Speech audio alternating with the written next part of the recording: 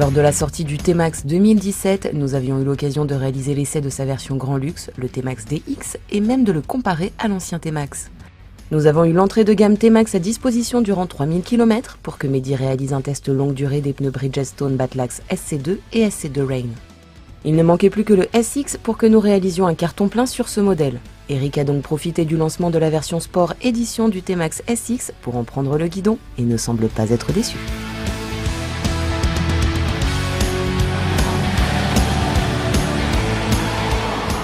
Bon, objectivement, c'est un petit peu difficile d'être déçu par un T-Max. C'est sûr, si on est complètement scooterophobe, bon, on lui trouve aucun avantage. Mais pour quelqu'un qui est un petit peu ouvert d'esprit, c'est vrai que c'est quand même le meilleur scooter et de loin. Et je dirais que c'est aussi finalement pratiquement une bonne petite bécane. Moi, je connais pas mal de motos qui sont pas aussi efficaces objectivement que ce T-Max. Et là, en plus, moi j'ai la sensation du coup là avec ce pare-brise coupé d'avoir quasiment un roadster entre les mains.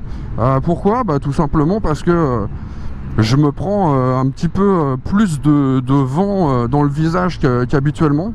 Et forcément, ça amplifie ce phénomène d'avoir une moto entre les mains. Je retrouve bien évidemment tout ce qui fait qu'un T-Max est un T-Max, c'est-à-dire un freinage hyper efficace, un amortissement qui l'est tout autant, même si là on n'a pas la suspension qu'on peut avoir sur le DX, puisque je suis sur le SX. Pour autant, ça reste extrêmement efficace. On sent finalement très peu les irrégularités de la chaussée. Et puis sur les grosses compressions, ça se tasse, mais ça reste tout à fait honorable, honnêtement. A toujours ce sentiment d'être vraiment sur un rail avec ce scoot là. C'est vraiment impressionnant. Même là, dans une chaussée qui est un petit peu dégradée, ça va vraiment tout seul, quoi. Et puis voilà, bon, les dodanes, on les efface, on les sent pas. C'est voilà, c'est du confort, de la rigueur. C'est très très fort quand même. Et puis toujours ce sentiment du coup de sécurité totale, d'être capable de passer partout tout le temps, quoi. Personnellement, j'ai pas trouvé d'équivalent encore. Il n'y a pas que la bulle sport qui caractérise le Sport Édition. Il est équipé d'un support de plaque et surtout d'une ligne d'échappement signée Akrapovic qui s'ajoute à la dotation de série proposée sur le SX. On n'a pas les poignées chauffantes ni le pare-brise réglable électriquement, mais on a quand même déjà les modes de conduite et le traction control, ce qui est plutôt pas mal, quoi. Parce que mine de rien, alors autant sur les petites cylindrées, bon, le traction control, je vois pas forcément toujours l'intérêt, autant sur un T-Max, honnêtement, c'est sûr qu'au démarrage au feu rouge, pour peu que ça soit un petit peu gras ou qu'on parte en virage d'emblée, quoi, c'est quand même pas mal, hein, parce que si on veut mettre des watts de temps en temps, ça peut vite le faire dériver. Et on est bien content d'avoir le traction control dans ce cas-là qui rattrape les choses quand on n'a pas l'habitude. On n'est pas tous des stunters, quoi. Donc je trouve que c'est vraiment un avantage sur le T-Max. Bon, et puis là d'origine on a un petit peu Akrapovic qui gâche rien. Alors c'est pas radicalement différent du bruit d'origine, mais on sent quand même que c'est un petit peu plus guttural, comme on dit. Voilà. Et puis on a toujours ce bloc incroyable qui prend des tours tout de suite, qui accélère très très fort instantanément.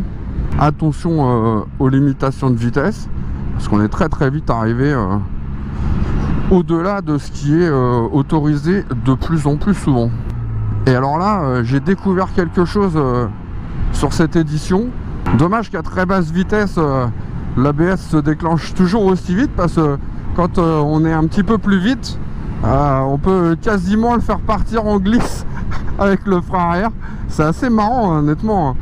De temps en temps, on peut se faire des petites sensations vraiment très très sympas.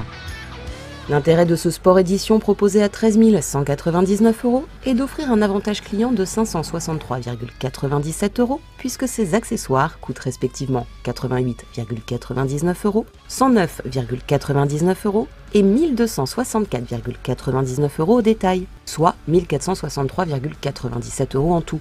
Alors que le surcoût par rapport à la version SX, 12 299 €, est de 900 €.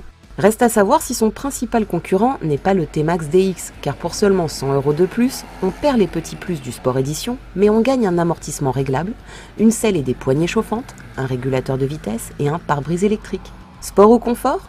Il faut choisir.